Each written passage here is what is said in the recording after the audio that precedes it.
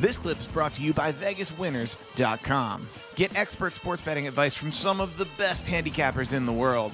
Head on over to VegasWinners.com and win yourself some money. 23rd, Columbia, South Carolina. On top, very last, the main event. It's the Bull of the Woods, Dusty Rhodes and Arn Anderson for the TV title. The next day, the beat goes on. The Cumberland County War Memorial in Fayetteville, North Carolina. Second from the top, it's you and Jimmy Valiant.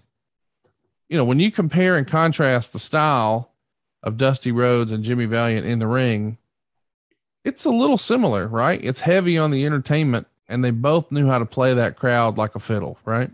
Yeah, absolutely. It was totally different styles. I would say Boogie was 100% a showman. Yeah. 100%, Shakespeare. Dusty had that incredible charisma, but buddy, when he hit you in the top of the head with that elbow, everybody got it. Yeah. Boogie was doing the P spot, and everybody that knows the P spot knows what I'm talking about. And, shaking his butt around that ring, and it was a night off, and it was entertaining. It would let you up. And the fact that you could go, and you being me, from Dusty one night to Ronnie Garvin the next night to Boogie Woogie the next night, and have three totally different matches, but entertain the audience to the fullest extent.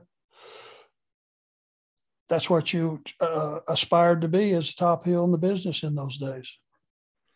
I want to mention you're on the road the next day, also working with Jimmy Valiant, this time in Rock Hill, South Carolina, 4,100 fans on hand.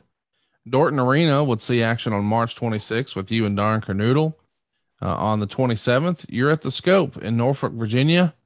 That's an interesting looking building from the outside. What'd you think of as a performer working the Scope as a building? Round. You don't see a lot of round buildings, but it's funny.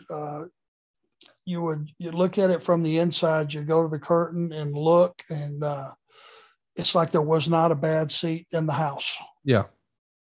And you can't tell that from looking on the outside, but it was a great building for wrestling. And, the way it was constructed, a lot of metal in the building. There was a lot of noise reverberating off the walls. It was a loud building too. And the fact that we had a huge amount of servicemen, that's a huge Navy base in Norfolk.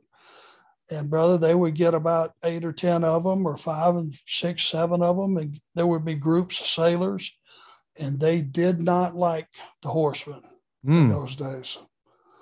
Yep. It was one of those rare towns where you had a bunch of military guys, and they were dying to get in that ring or jump on you if you spilled out into the crowd. So it was a different dynamic. It was easy to work with guys like Dusty and Magnum, especially Magnum, who was from there.